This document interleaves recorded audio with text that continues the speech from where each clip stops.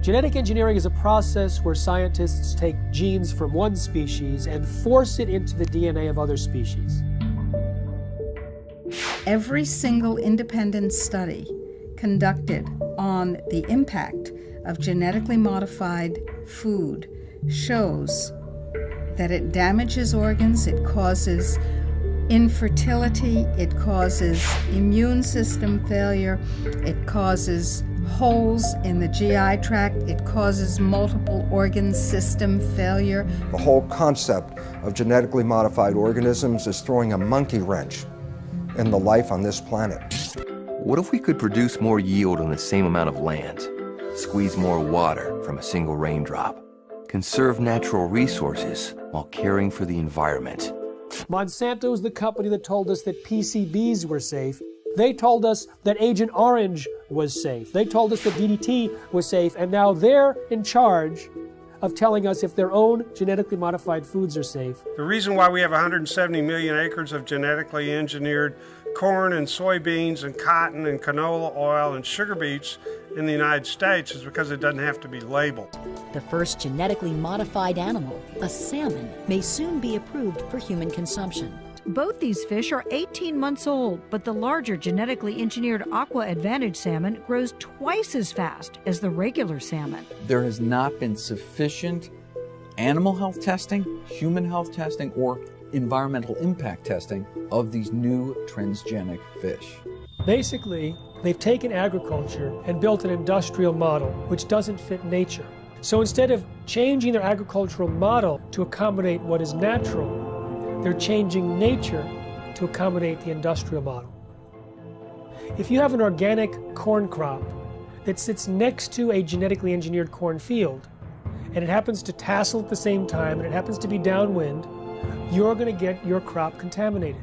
The rest of the food supply is contaminated. Then the genie is out of the bottle, and it's maybe physically impossible to turn the situation around. In the genetic engineering revolution, these seeds are now patented property of one corporation called Monsanto. The pharmaceutical industry has no interest in having you well because they don't make any money if you're well. And the pharmaceutical industry is the biotech industry. Some people think that GMO really means God move over. We are heading downhill at a rapid rate of speed toward our own extinction. The use of GM in agriculture is a risk that is simply not worth taking.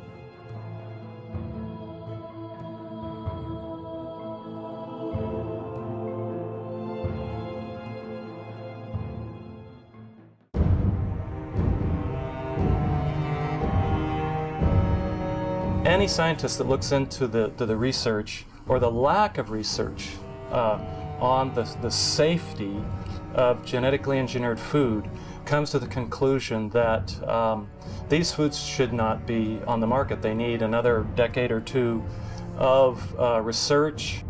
Monsanto is the company that told us that PCBs were safe. They were convicted of actually poisoning people in their town next to the PCB factory and fined $700 million.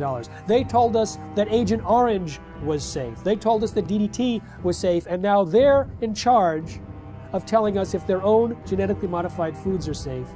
Because the FDA doesn't require a single safety study, they leave it to Monsanto.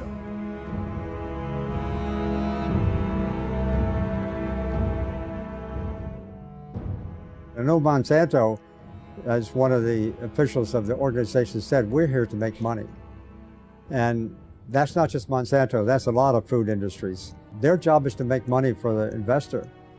Unfortunately, that becomes the highest priority thought in their minds. Make money, make money, make money. They're not actually making products to make health, they're making money.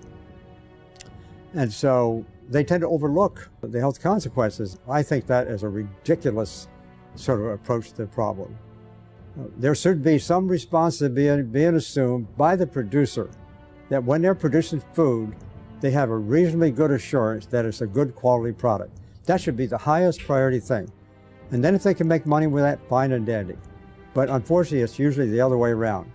People in this sort of business are looking for opportunities to make money first priority. And then in this case, maybe letting somebody else worry about the health consequences, maybe even the public. And I think we have it upside down. That is simply upside down. Why did the FDA abdicate their responsibility to protect us? The White House had instructed the FDA to promote biotechnology under the first Bush administration. And so the FDA created a new position for Michael Taylor, Monsanto's former attorney. So Michael Taylor was in charge of policy at the FDA when this GMO policy was created, and then he became Monsanto's vice president, and under the Obama administration was put back in the FDA as the U.S. food safety czar.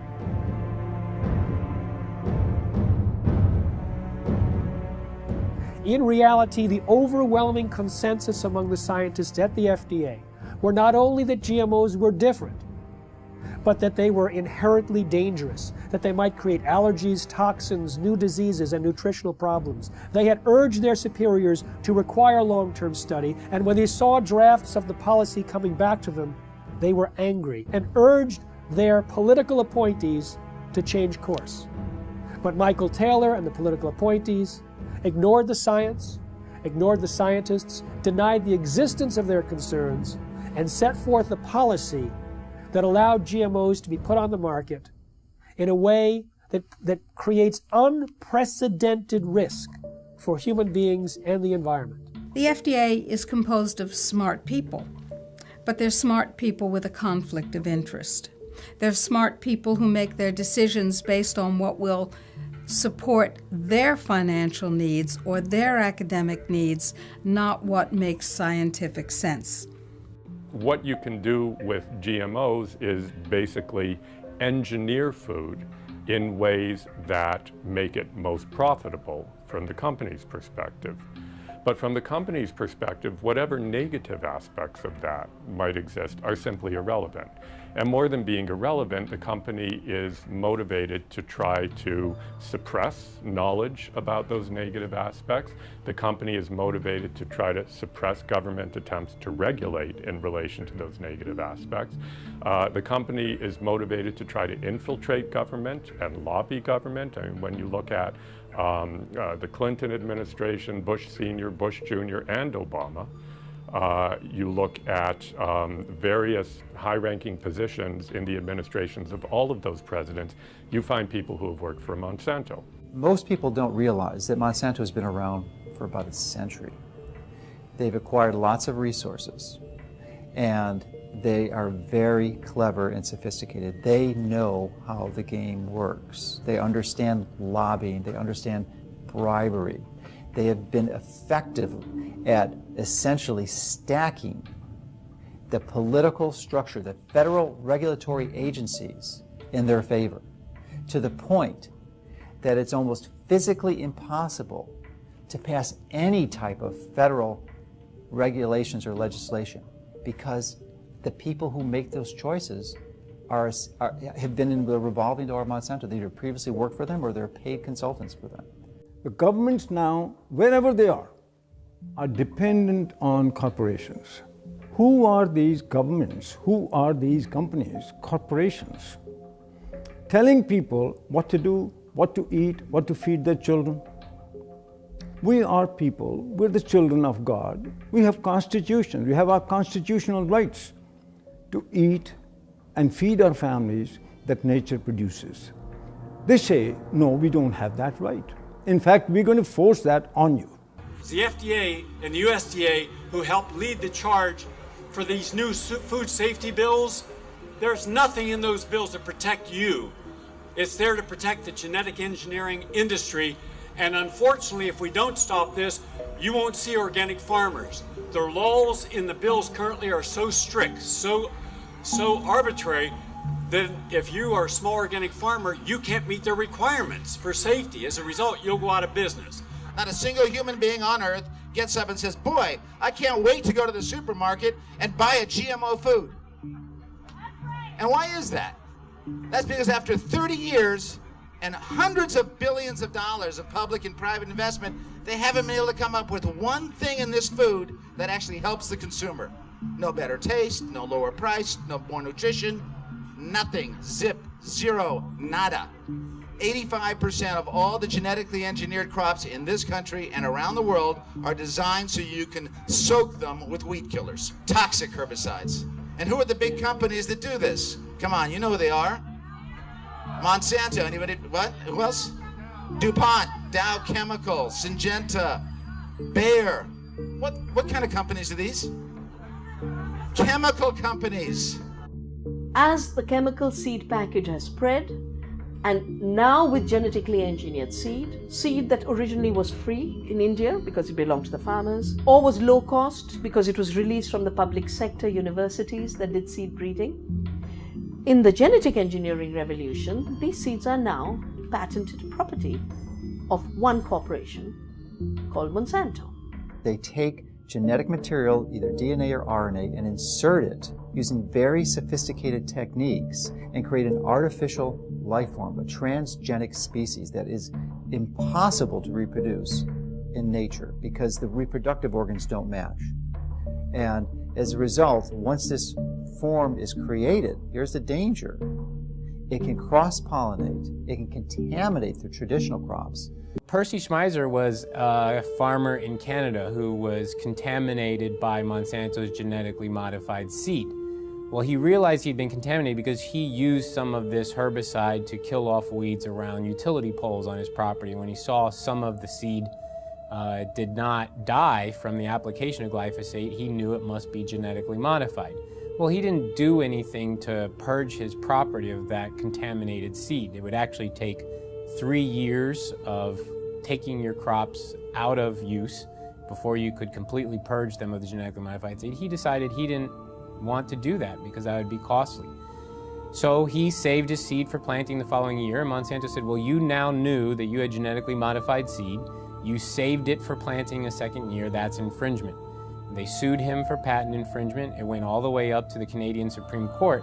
And although they found that technically he did infringe their patent, they awarded Monsanto no damages. Both in Canada and the United States, hundreds of farmers have been totally bankrupt, lost their farms and so on through lawsuits by Monsanto.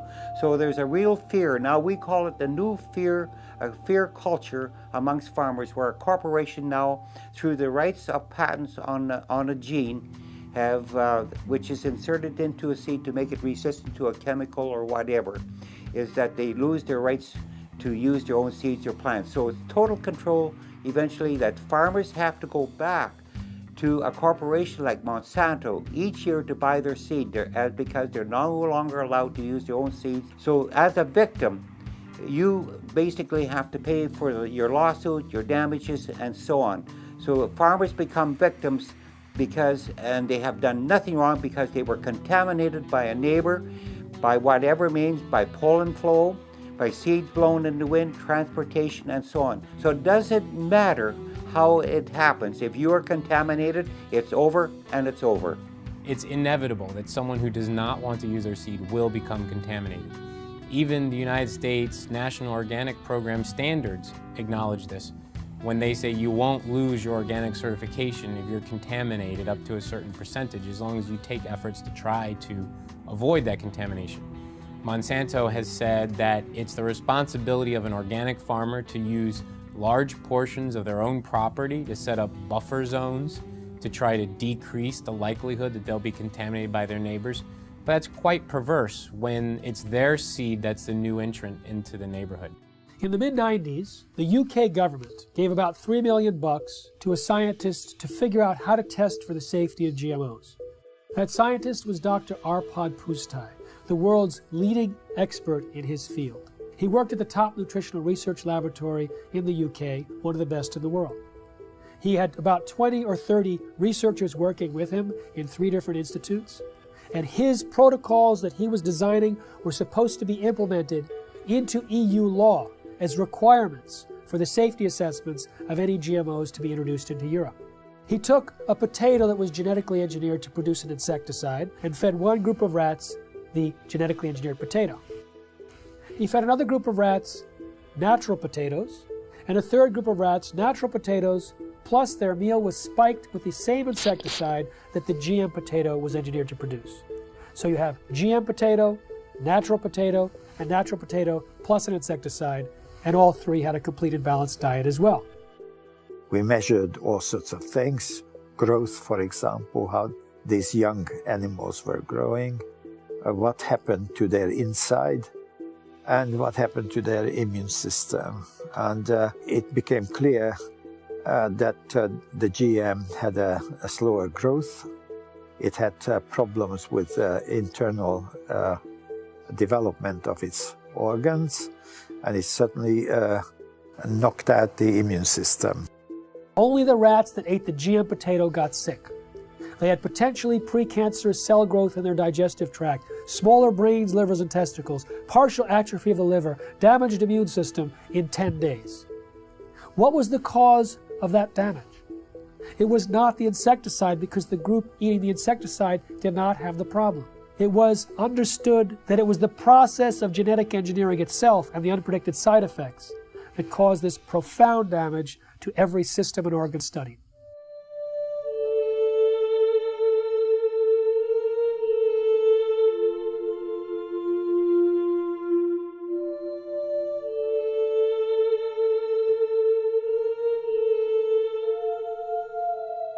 He shared his concerns about GMOs and was a hero for about 2 days at his prestigious institute. The press was going wild. Here was a main scientist who was saying that we should not treat the people as guinea pigs, and that he personally wouldn't eat GMOs from what he understood. The director of his institute received 2 phone calls from the UK Prime Minister's office. The next day, Dr. Arpad Pusztai was fired from his job after 35 years, silenced with threats of a lawsuit. His team was disbanded. They never implemented the protocols. Instead, a campaign was launched to destroy his reputation in order to promote and protect the reputation of biotechnology. We do have all the methods available for testing the safety of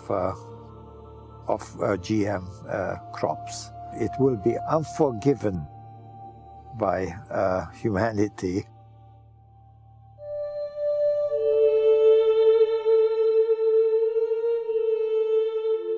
Monsanto scientists found bacteria growing in a chemical waste dump near their factory in the presence of Roundup herbicide. Now, Roundup normally kills bacteria. This bacteria was surviving. They said, great, let's put it in the food supply. So they took the gene from the bacterium that allowed it to survive the Roundup and put it into soybeans. And now those Roundup-ready soybeans can be sprayed with Roundup herbicide, and they don't die. Just all of the other plant biodiversity in the ground dies. The active ingredient in Roundup is called glyphosate. Glyphosate was patented in 1964, not as an herbicide, but as a broad-spectrum chelator.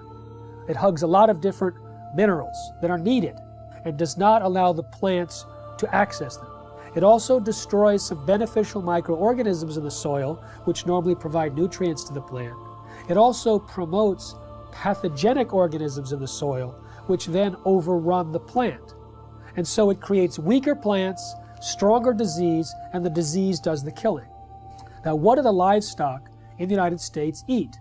They eat largely Roundup-ready crops. Roundup-ready soy, corn, cottonseed, canola mash, sugar beet pulp, and soon alfalfa. So a huge percentage of their food intake is Roundup-ready crops. Now remember, Roundup pulls the nutrients out of the crop. It makes them unavailable. So now we have millions of livestock eating nutrient-deficient food. And what do we eat? We eat plants and we eat animals and take their milk. So it turns out it's a perfect storm now, not just for plant disease, but for animal and human disease. When 44,000 secret FDA memos were made public from a lawsuit about the subject of genetic engineering, the director of the Center for Veterinary Medicine made it absolutely clear that GMOs in animal feed had a unique danger. Toxins can bioaccumulate in animals and in their milk. And so if there were toxins in genetically modified feed, then we might have higher levels of those toxins in the animals that eat the feed or in their milk or other products from those animals. All our food, 90% of Canadian crops, American crops now are produced by genetic modification. or at least they're contaminated with genetically modified corn, genetically modified soybean, genetically modified everything. 95% of all the genetic modifications are done in order to allow the plants to survive more chemicals being sprayed on them and to allow the animals to survive more drugs being put into them. And of course, what happens is that when their genes are changed, our genes are changed by consuming them, just as the superweeds and the superbugs are genetically altered by consuming them. The bug eats the plant, its genes change. The animal eats the plant, its genes change. We eat the animal or the plant, our genes change. Our babies' genes change, and the change is permanent. They do not want you to know which products you're buying in the grocery store might contain genetically engineered ingredients. They say that label would confuse consumers. And they say there's no difference between genetically modified foods and non-GMO foods. Well, that's absurd. That's what the word modified means in genetically modified. It is modified, it is different, and it is, in many ways, a threat to the health of the people of our nation and people around the world. Genetic engineering is a process where scientists take genes from one species and force it into the DNA of other species. Even though there's been very little study on the health dangers, there's been sufficient evidence of harm to cause the American Academy of Environmental Medicine to say all doctors should prescribe non-GMO diets to everyone. They say that the animal feeding studies link GMOs to reproductive problems, immune system problems, accelerated aging, organ damage, gastrointestinal distress, dysfunctional regulation of cholesterol and insulin, to name a few. If you take the gene of a cow that helps it to produce milk, that produces a hormone called the bovine growth hormone, and if you take that hormone and you start injecting into the cow, the idea here is then the cow will produce more milk. The companies like Monsanto and Eli Lilly, who invented this hormone independently, and they said there's nothing wrong in doing that because it's substantially the same hormone that the cow produces. That is wrong. Because even if you take natural bovine growth hormone and you give injections of it to cows, then the cows will get sick. Just like if you took human insulin and you started to inject human insulin back to people, they will get insulin shock, they could die. But the cow receiving this hormone will actually be sick. It'll have pus in its milk because it's producing too much milk. The teat canal of the cows will get infected, will have to be treated with antibiotics.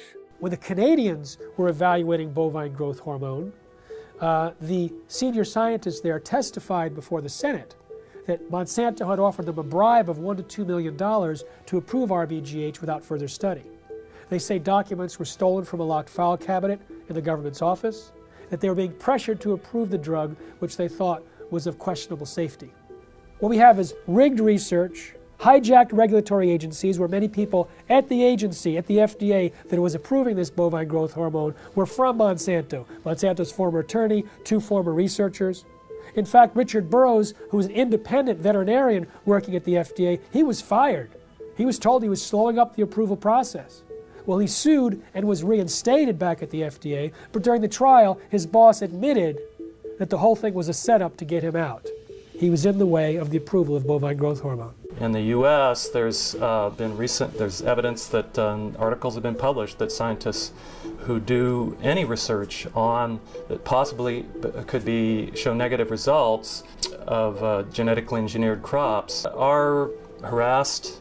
They are denied funds. The universities that depend on industry money are pressured to not allow this or to discourage this kind of research. Monsanto's own research shows that when rats were fed this BT corn, they had signs of toxicity in the liver and kidneys. When genetically modified soybeans were fed to rodents, we've seen changes in the testicles changing from pink to blue, changes in the sperm cells, changes in the uterus and ovaries, in the DNA functioning of the embryo offspring. In 2001, a small California biotech company called Epicite patented a gene, which causes both men and women who eat it, in the form of any product, to produce antibodies to sperm. If the men eat the Epicite gene, they produce antibodies to their own sperm, rendering them irreversibly sterile. If women eat the Epicite gene, when they have intercourse, their bodies produce antibodies to the sperm that has been deposited, and they become infertile through the destruction of the sperm. Now, DuPont and Monsanto formed a joint venture, purchased the Epicite firm, and, quote, commercialized the Epicite gene. Do you want to know if the food that you're eating contains the Epicite gene? Sure you do. How about the food that your children are eating, or your grandchildren? Sure you do. We've seen smaller babies, a death rate that's 5 times that compared to controls. Sterile babies, even babies with hair growing in their mouths. And this has been done by government scientists as well as independent scientists who are at the top of their field. Pay close attention to what you are about to see. These rats have been fed with transgenic corn during their entire life cycle. The tumors they suffer from are enormous. The study that revealed the effect of the GMOs on the health of these rats has just been completed. It lasted for 2 years. We spent over a year trying to obtain transgenic corn because no GMO manufacturers were willing to provide them. This is because Monsanto requires contracts to be signed stipulating that the seeds must not be used for testing. We wanted our study to be independent. Every rat was dissected to identify the way each diet, GMO and Roundup on its own, had acted on the metabolism of each animal, focusing on the development rate of the tumors that only start to manifest themselves after the initial 3-month period. Each step up represents a large tumor, which can measure 17 millimeters by 17 millimeters. 94% of them take effect in the mammary glands, which would equate to breast cancer in a woman. We are faced with renal tumors for the males. Some males also suffer from mammary tumors. One could have thought that the main cause of death was coming from the pesticide added to the corn. But what the study highlighted, and this for the first time ever, is the fact that the transgenesis itself could have killed the rats. What this means is that just by interfering with the genome of the plant in order to modify it, we are faced with repercussions that no one could have anticipated. This is enough to make us reconsider all the scientific precepts that led to the creation of GMOs. We realized that GMOs without any Roundup residue were responsible for an increase in the death rate of females and of some males. This is the GMO that is being eaten by the Americans, but also the GMO that has been approved for importation by European agencies, and that contaminates our food.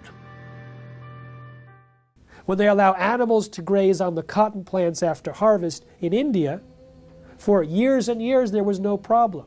When they introduced this Bt toxin-producing cotton, thousands of sheep died, buffalo died, goats died. I've interviewed the people myself, seen pictures of their dead animals. These animals were successfully grazing on non-Bt cotton plants for years. In one case, 13 buffalo grazed on Bt cotton plants for a single day, and within 3 days they were all dead. Unfortunately, there's not sufficient follow-up. One small non-governmental organization pleaded with the government in India, please do some research on these animals. The government refused. They pleaded with universities offering to pay for the research themselves. They refused. So this small NGO did their own research. They put 3 sheep in one field with Bt cotton Bollgard 1, 3 with Bollgard 2, and 3 with non-GM cotton. Within a month, all 6 sheep eating the Bt cotton plants died. But 3 eating the non-Bt cotton plants had no symptoms. But their research was dismissed because it wasn't a government agency or a university. So we have a situation where the evidence is there, but it's not being paid attention to because it's being drowned out by the big bucks and the biotech industry with their tobacco-type science and their distortion and denial of the facts. Unfortunately, Monsanto's lobbying power and their financial weight, they are able to use corrupted corporate science, something that I call cigarette science, to get these products slipped into our food stream. The only human feeding study ever published on GMOs showed that the gene that was inserted into the soybean transferred into the DNA of the bacteria living inside our intestines and continued to produce that protein. So if it happens to be an allergen and you're allergic to it, you may be continuously triggered over and over again by the production of that allergen from within inside your own intestines. When we look at the quality of the nutrients in our soil, we see that that has become actually a victim of industrial agriculture, which destroys the microorganisms in the soil and then puts in a few nutrients as if that were enough to provide a healthy diet. It turns out that the current industrial agricultural model was based on surplus military products after World War II. They had extra bomb-making material that worked as fertilizer, so they created the synthetic fertilizer industry. They had excess nerve gas that they could use as insecticides, so they created an insecticidal industry. And by steering the farmers and the land-grant universities and all the population towards these high-input, corporate-driven agricultural models, we actually stripped away some of the health and some of the nutrients that were vital and are vital to the health of the people and of the livestock. The plant's ability to absorb nutrients out of the soil is restricted with GMO seeds and plants. And that's why the nutritional value is going down, and that has become a very big concern. And there's a very big concern that many of our foods that we eat, nutritional value contents have to be rechecked because it has changed. It alters the structure of a plant when you put a GMO gene into a plant. So you no longer have the same type of plant and you've changed the makeup. Monsanto is the only company I know of that doesn't want you to know you're buying something that has their technology inside it. You know, cell phones, computers, automobiles, everything else we purchase, clothing, is branded because everyone wants to know, they want consumers to know that their product is inside whatever you're purchasing. But Monsanto wants that to be a secret. If you go and purchase any of their bags of seed and you look at the back, there's a big, huge box with a big stop sign. And when I first saw this, I thought that meant stop, this seed is dangerous. Don't swallow it, wash your hands after you've touched it. You know, all those health warnings are lower down the bag in smaller font. If you look in the box where the stop sign is, it actually says stop. These seeds are protected by the following patents. Your use of these seeds must be in compliance with the license agreement. You may not save the seeds for replanting, blah, blah, blah, blah, blah. So they object to labeling of food that consumers buy, but they have no problem with labeling their own product with all of their patent numbers. So there's some things that they want the public to know and other things that they don't. Traditionally, the proponents of genetic engineering have stated that there's relatively no risk or essentially no difference between genetically engineered plants and products and conventionally raised products. Well, new studies dispute this quite widely. There was a study done last year in the Journal Reproductive Toxicology that showed that over 93% of genetically engineered toxins were found in the blood of pregnant women and 80% in the fetuses. So this potent crop toxin is being transferred into the population. Genetically modified soybeans has as much as 7 times the amount of a known allergen compared to non-GM when the two are cooked. With corn, there's a gene that's normally shut off in corn, but it's switched on accidentally in Monsanto's corn, and that gene produces a known allergen. There's also more herbicides used on these genetically modified herbicide-tolerant crops like Roundup Ready Soy, and the excessive herbicides might promote allergic-type reactions. Peer-reviewed studies show that there's an association between heavy GMO consumption and serious health problems, including asthma and food allergies. There's also a damage to the pancreas and the production of enzymes that are used for digestion in mice that are fed GM soy. If we take longer to digest proteins, then that means eating genetically modified soy might cause us to be reactive to a wide variety of foods, not just to GM soy. The real risk here, the real concern is if these threats to the food supply are validated and there is the GE crops are the predominant crops and they've contaminated the rest of the food supply, then the genie is out of the bottle and it's maybe physically impossible to turn the situation around.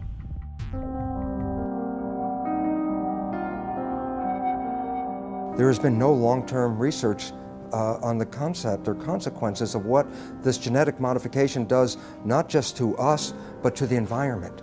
And right now, from all the research that's showing up, it says this has a very negative and profound effect on destroying the environment in which we live. So therefore, I find it senseless that the government would support and condone genetically modified foods without even having the basic research to understand the liabilities involved in creating these monster organisms and putting them into our world. The conversation in Europe and in countries in South America and in Asia is much more sophisticated in terms of its understanding of science, the importance of independent peer-reviewed science that isn't contaminated or corrupted by corporate influence.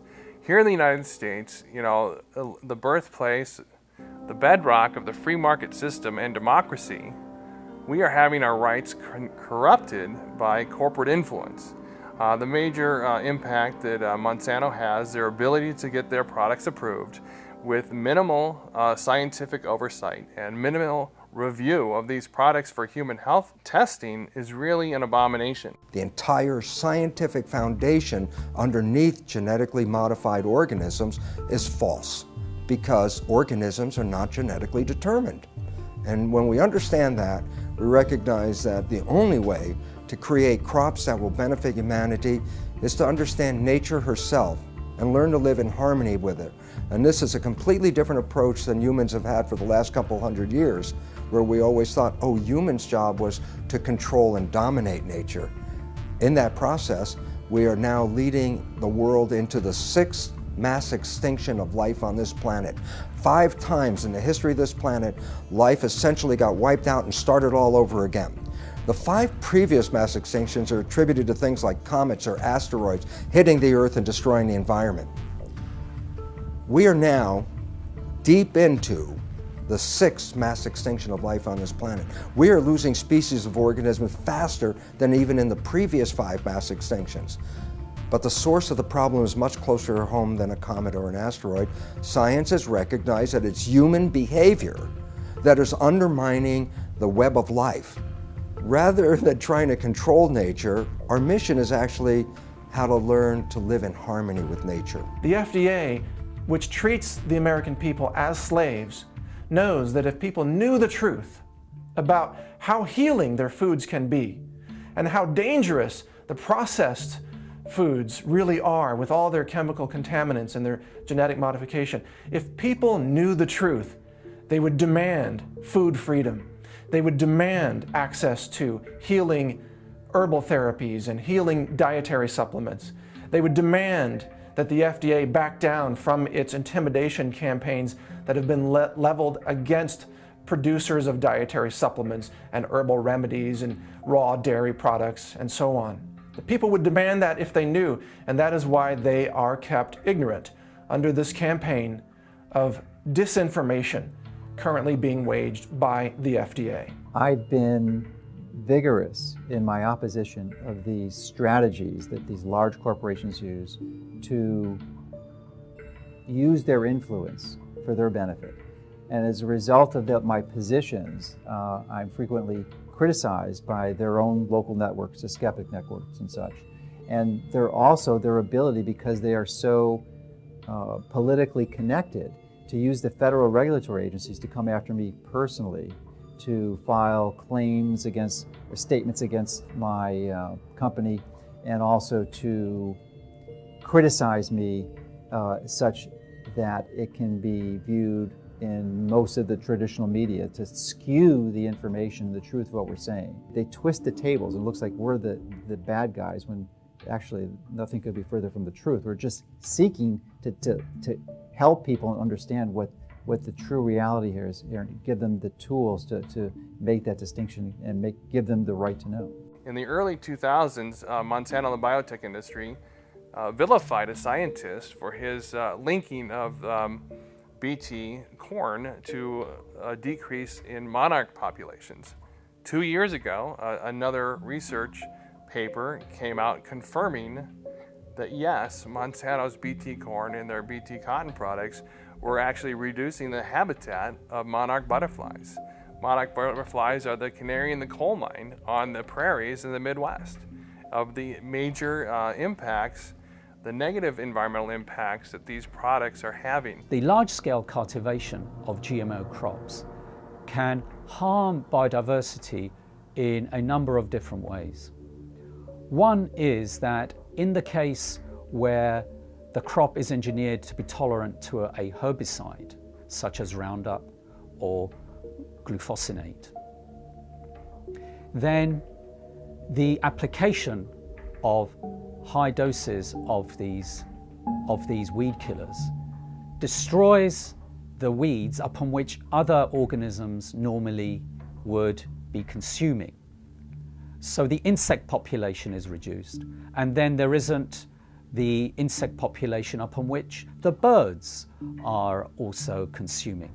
So there could be a knock-on effect on the biodiversity within the fields where herbicide-tolerant crops are being grown. And indeed, large-scale field trials sponsored by the UK government several years ago now did indeed find that in fields that were growing herbicide-tolerant sugar beet and canola, that the biodiversity in these fields was markedly reduced. There's a lot of information now on bee colony collapse, and it's now linked to certain of the chemicals that are sold by certain of the major companies. So there's a lot of concern now about the bees dying, because now we'll lose a major insect that pollinates our plants, and so that also has become a big concern. But it's all related. It all goes back to the massive increase of new types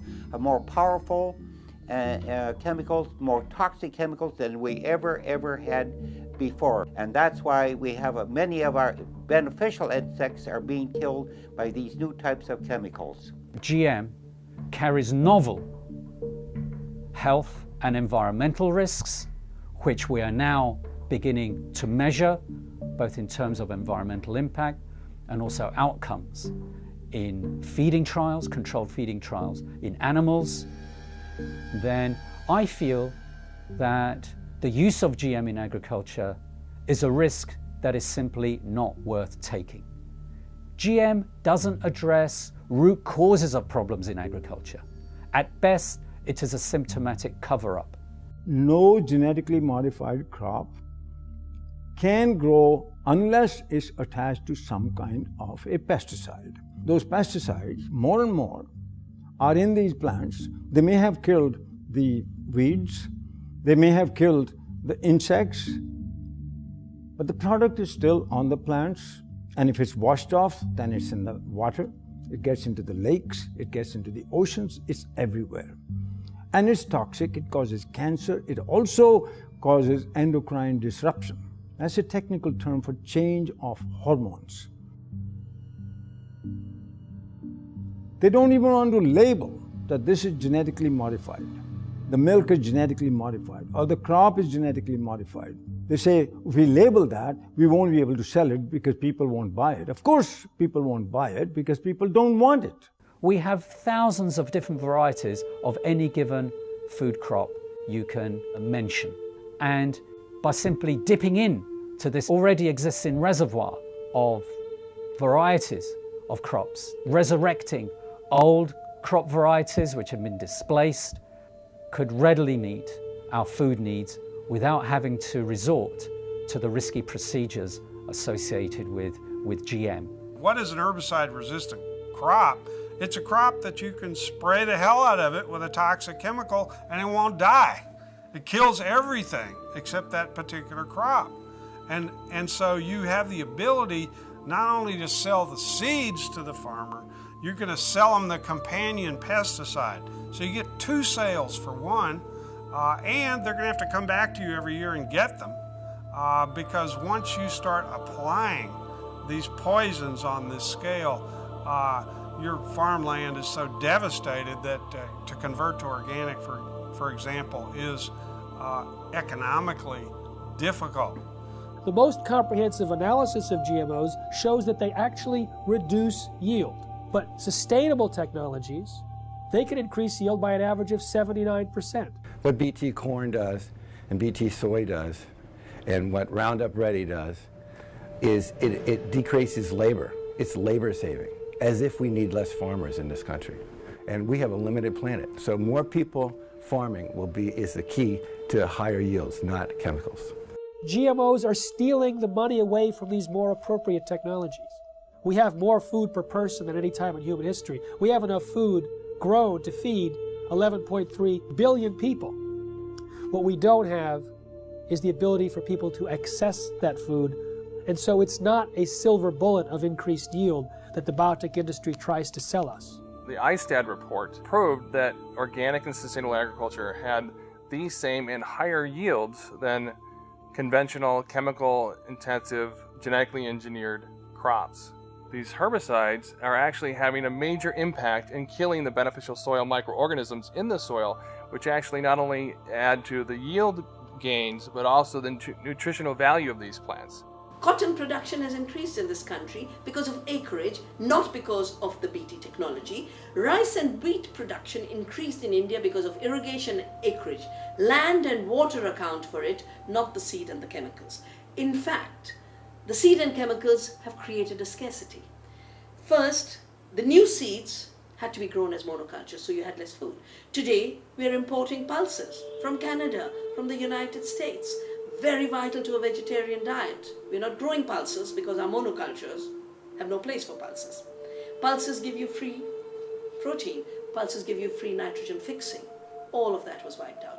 Oilseeds, farm trees, agroforestry.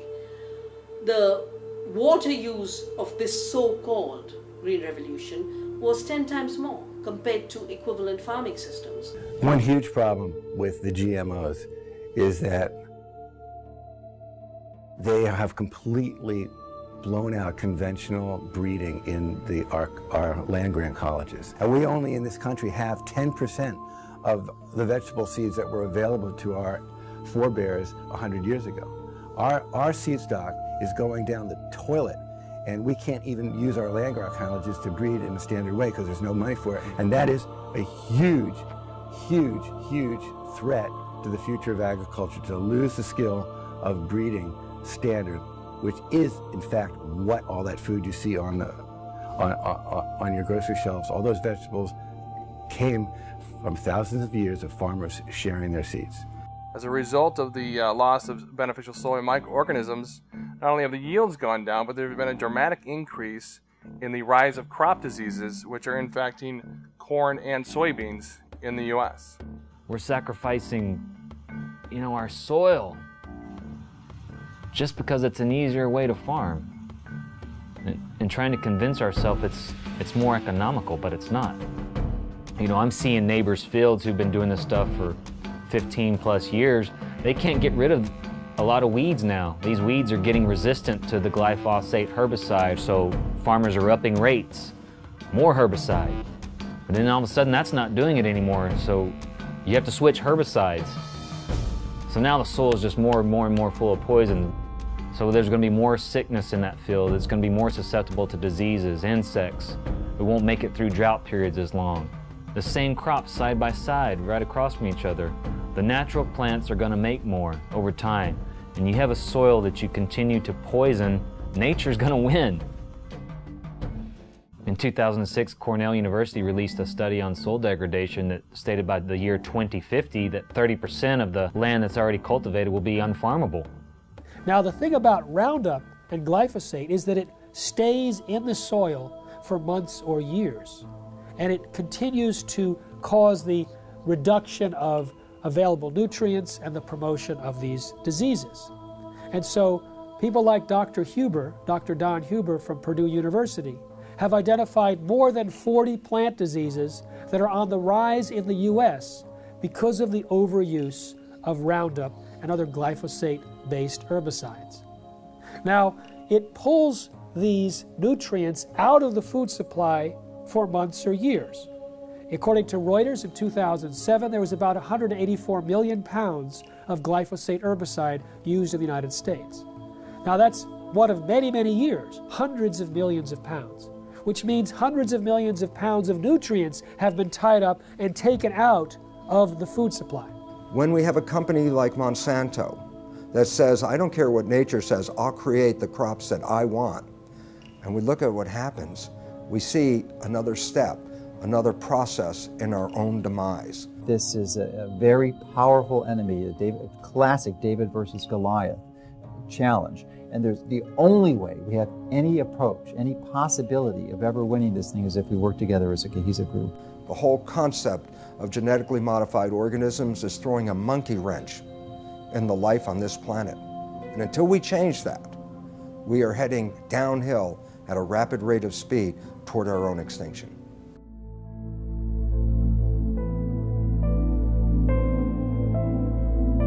Genetically modified organisms are living beings where genetics or DNA of one species is taken out and transported artificially into another organism. And in other words, some sort of genetic manipulation, genetic engineering has occurred. Nature, God if you like, does not permit that. You cannot take the gene of a bacteria and put it into a pig or a people or anything like that, or vice versa. They've put spider genes into goats in the hopes that they can milk the goat to get spiderweb protein to make bulletproof vests. They've put cow genes into pigs and made cowhides on those pigs. They had what was called an enviropig, a pig that would have manure that was less toxic. They can create these featherless chickens to kind of better live in these tight battery cages, these small barren wire enclosures extending down long rows and often windowless sheds. It can be 1 million birds in a single shed. How do you do that? Well, without them overheating, where you have this mass ventilation fans. But another way, you just take off their feathers. There's a genetically modified salmon that was created by Canadian researchers that was tested up in Canada. They put these frankenfish into tanks and they fed them sufficient food and there was no problem.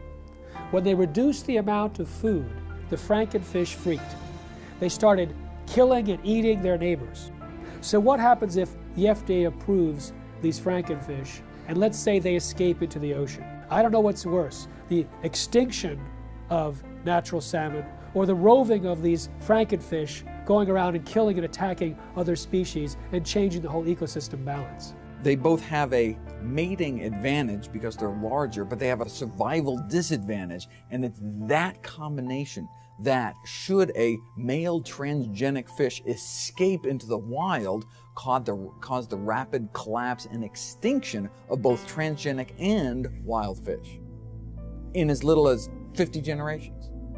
Scientists take genes from one species and force it into the DNA of other species.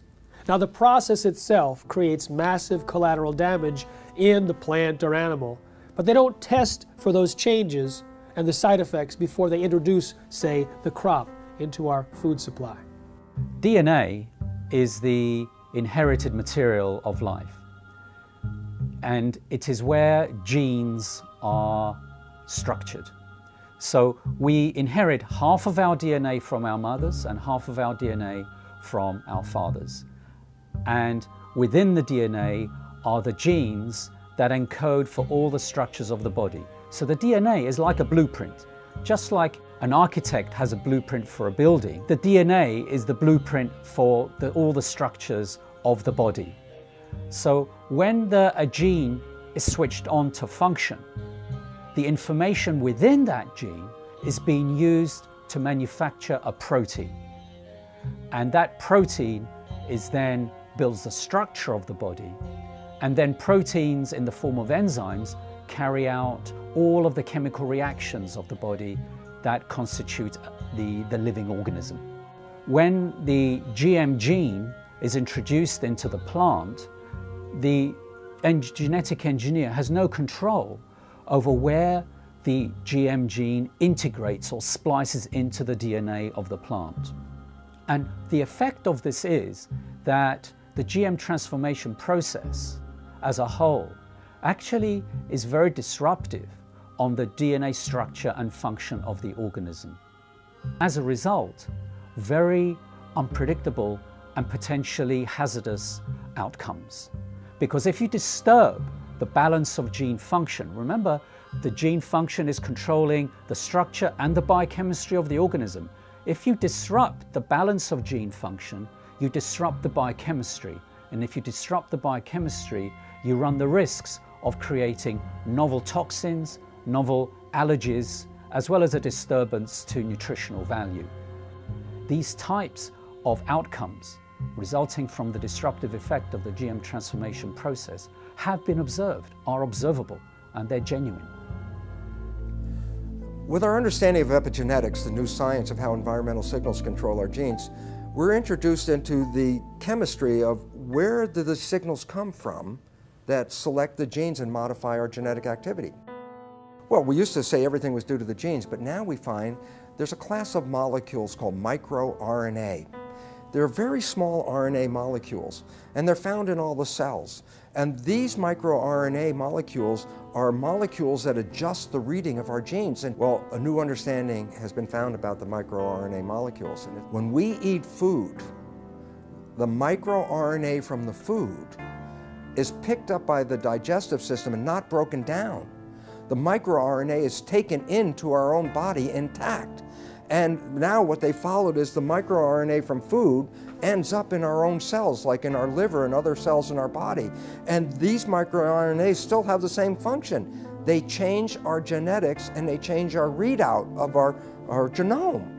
And the significance is profound. It says when you eat genetically modified foods, we are eating a new class of microRNAs that have never really been in the world before. And yet, these microRNAs are picked up by our biology and adjust our own genetics. So, in a sense, the old story, we are what we eat, actually now has a biochemical foundation. And then all of a sudden it says, if that's true, then why would you risk your life eating a genetically modified food containing microRNAs that can totally distort our own biology and cause great problems in our lives? The process of genetic modification is a completely irreversible process. Once it has been carried out, it affects the reproductive cells of the organism.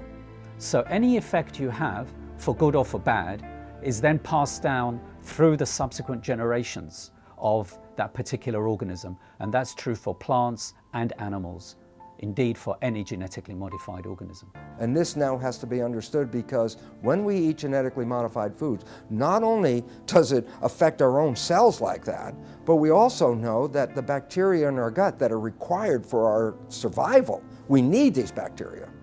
The bacteria also pick up the genetic engineered genes. And we modified the gut bacteria. And you say, well, why is that relevant? Well, not only do we need the gut bacteria for our survival, but the gut bacteria change our genetics. Information from the bacteria is picked up by the digestive cells and adjusts the digestive system cells to be compatible with the bacteria in our gut. There is a dialogue and a communication. If you alter the genetics of the gut bacteria, by definition, you've completely altered the development and genetics of our own cells. Way back in the 70s, they developed this grand vision of being able to splice in high yield and drought resistance and all sorts of, pest resistance, and they dreamt of patenting those genes and having proprietary ownership of these genes. And during the 80s, that indeed came about from a number of court decisions. They believed they could make billions of dollars from these proprietary gene transfers to make food do certain things or crops do certain things. When the evidence came out that there were fundamental flaws in the genetics, they just did not want to know. They didn't want to do the research into these issues of food safety. and they went ahead with their development, yet they weren't doing the basic research.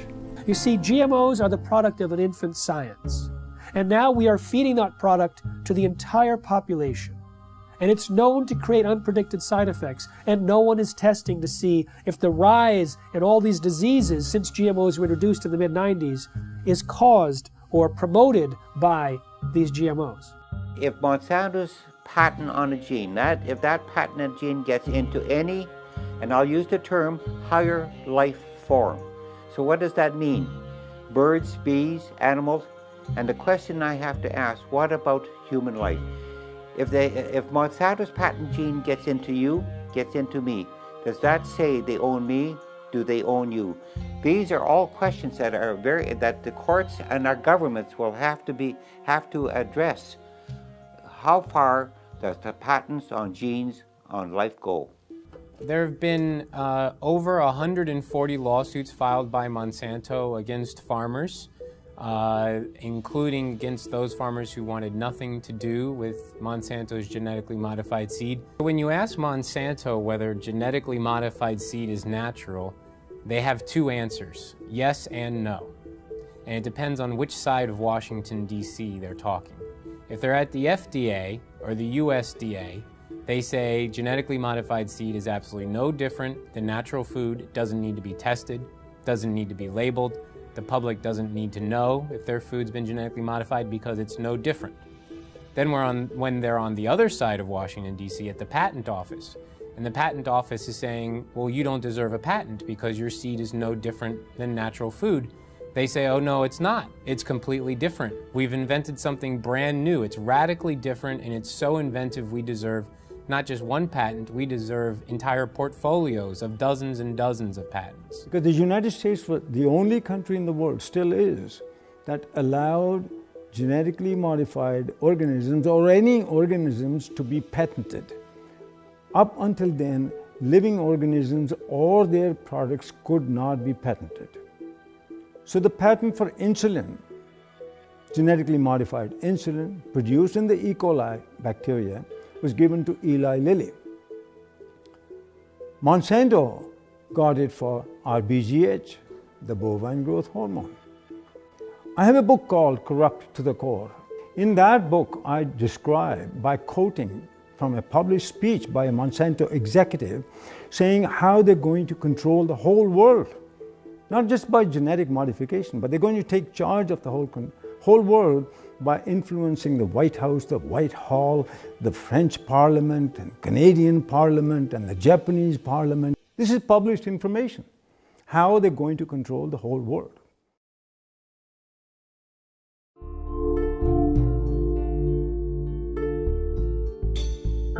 American people are beginning to become more aware and wake up to the fact that their government has been corrupted by corporations and the food that they're feeding themselves has possibly serious human health risks. In the European Union, where labeling is required, there's almost no genetically engineered food on store shelves in restaurants. There's almost none of it planted. Today, more than 50 countries around the world allow labeling of genetically engineered foods.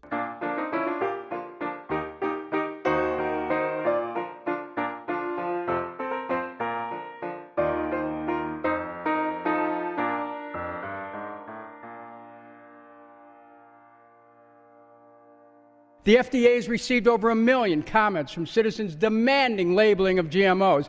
90% of Americans agree. So why no labeling? I'll give you one reason. The influence and the corruption of the political process by Monsanto. If you have an organic corn crop that sits next to a genetically engineered corn field, and it happens to tassel at the same time, and it happens to be downwind, you're going to get your crop contaminated. In fact, even the seed stocks are becoming contaminated. I should have the right to be a conventional farmer.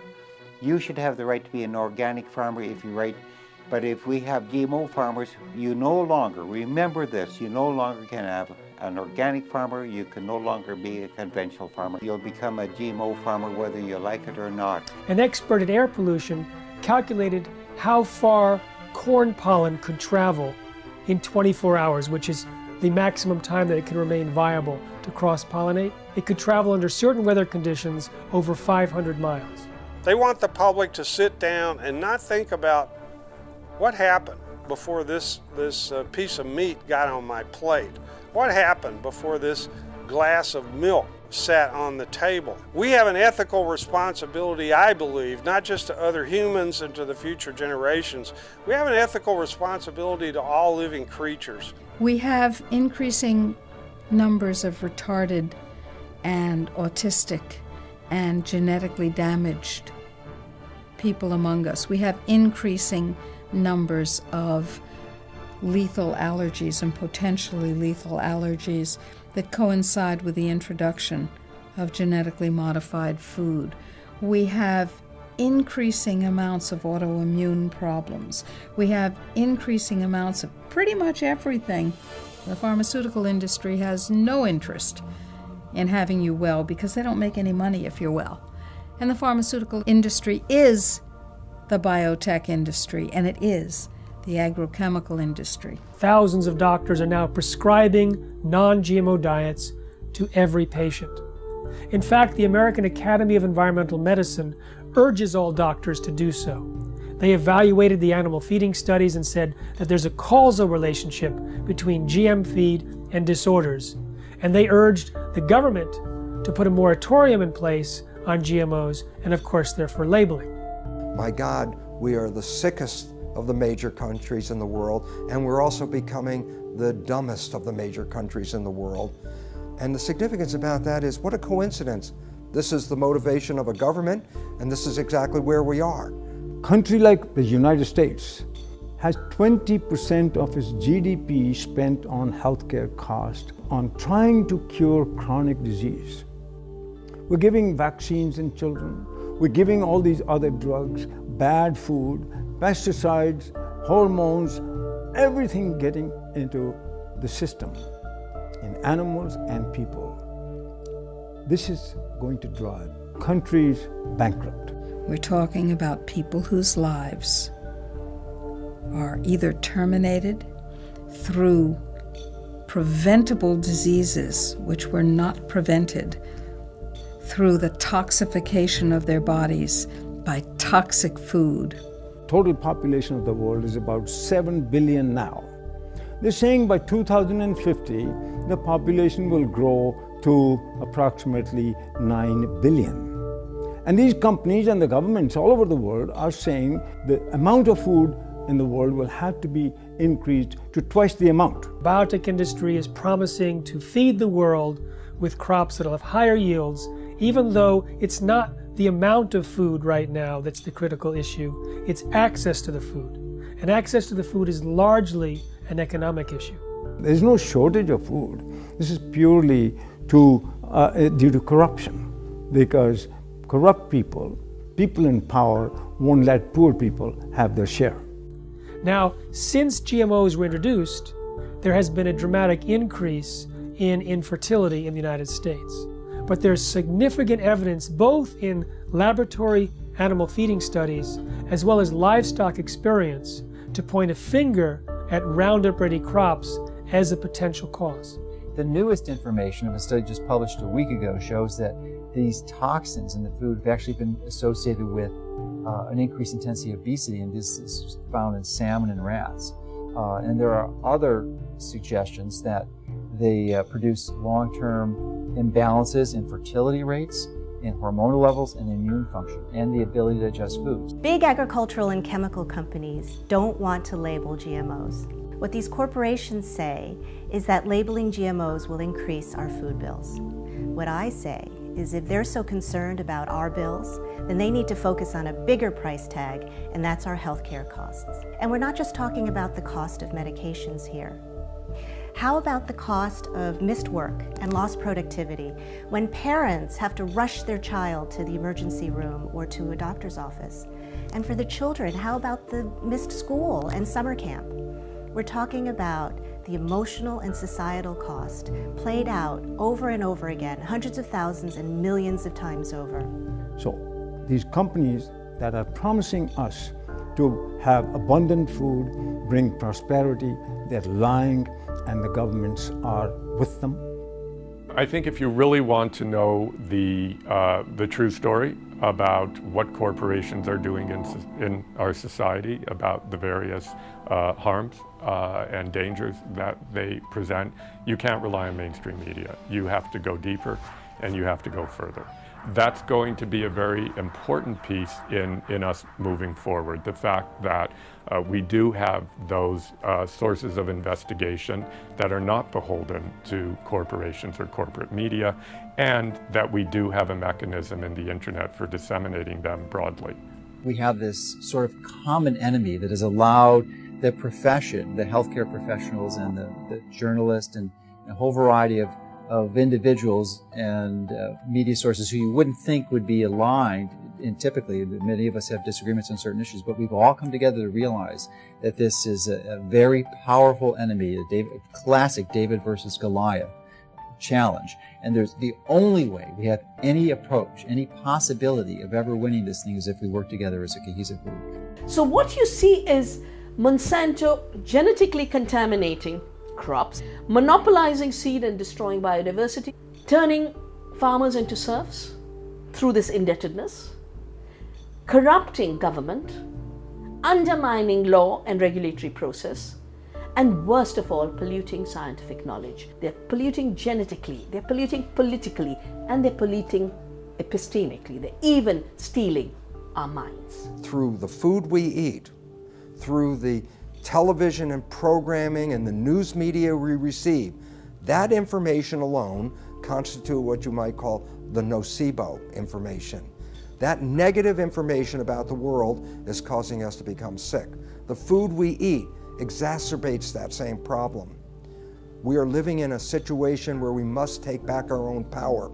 They can surround the Congress, they can surround the congressional offices back in their district, they can surround the Monsantos and the city groups, and that's what they got to realize, that that's the first stage, because people showing up and massing together with agendas and with good artwork and signs and music scares the hell out of these politicians and their corporate masters. Let's use the power of government to support what we want, which is to have choices. Stand up that you should have the right, a human right to grow the foods and crops that you want. Americans have a right to know if their food is genetically engineered. It's time for labeling. It's time for people to know how their food is being produced. It is completely pro-capitalist to have things labeled.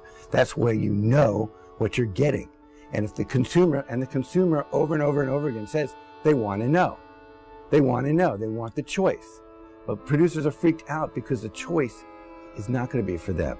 We have to start now and not let more contamination exist and more danger to human health and the environment to the massive use of chemicals. So by stopping GMOs and eradicating GMOs, you'd also then stop less chemical use and more danger to the environment. And all of us are very concerned about human health and the environment. What's going to get your children through this and your grandchildren's generation? What are we handing off to them? What are we passing down to them? If the earth is us and it's our greatest legacy, what are they inheriting?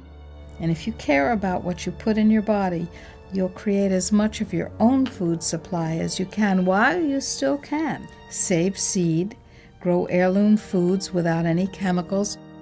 I mean, there's dozens, if not hundreds of methods and ways that we can go about correcting this and preventing this, but we have to start making those changes now. It's very important to be an organic farmer for the future of our children and our grandchildren and even ourselves in the food that we eat. Don't give up your rights, our human rights to this. If what's important to you is what goes into your body and what your health is now and will be, then you have to become activated. But to do that, we have to recognize there's a new science, and that new science completely pulls the foundation out under the conventional science of genetics and GMOs. That science is false and destructive. And the wake-up call is knowledge. Knowledge is power. Lack of knowledge, a lack of power. And what this world is suffering from now is a lack of knowledge, because we do have knowledge. We have knowledge that says how we can thrive, live to a ripe old age of over 100 very easily, and enjoy the experience of being on this beautiful planet. In most Native American cultures, their beliefs or their concepts were based on, will this last for 7 generations? Whereas we're asking, what can get me through this year economically? 1 year, 12 months. That's one of our greatest problems right now, is to leap over that barrier, that mentality. Globalization has happened, it's here. But its effects have to be reversed. Globalization in a good way, where people learn about each other, people learn about each other's religions, to tolerate each other's spirituality, work together, work in nature, work with God. Because it's time for us to re-empower our lives. For 10,000 years, humans grew crops without chemicals. You know, it's time that we get mandatory labeling. It's time we cut down the biotech bullies to size. And then now, let's have that discussion again about chemical agriculture versus organic or traditional agriculture. The overwhelming majority of the public want us to produce food and to raise animals in the natural, healthy, humane way, in a way that doesn't destroy the environment, public health, and the climate. And we're going to get to that point, but it's going to require, as I often put it, the food fight of our lives.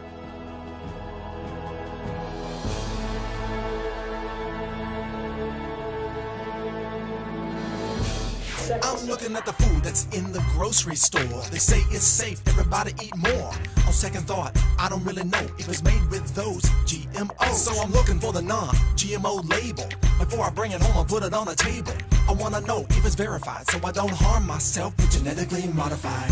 They don't want you to know. Poison they grow. Profits they show. From those GMOs. Seeds that they sow. Gonna hurt us, we know. Told them to go. Say GMO, no. Hey, look. I don't want to eat poison. I don't want gene mutations at my dinner reservations. It's a food abomination.